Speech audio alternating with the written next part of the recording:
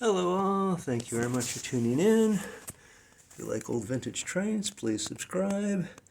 Today we're talking about Wakeling Locomotive Works out in LA.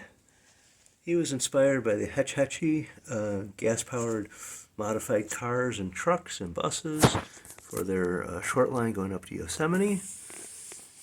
Here's a flyer from the book Not Your Daddy's Standard Gauge.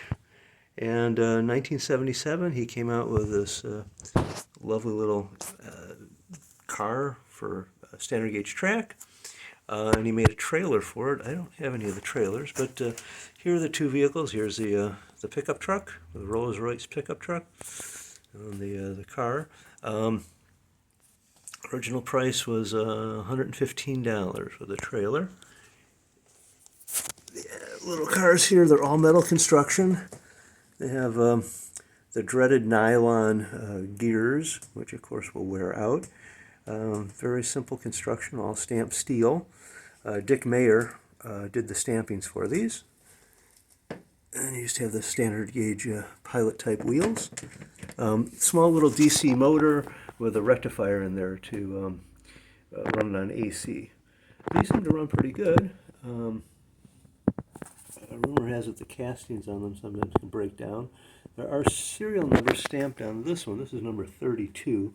We don't know how many were actually made, but maybe estimates of 100 or so. But we'll fire them up and run them around a little bit more. And if you like what you see, please subscribe. Thank you.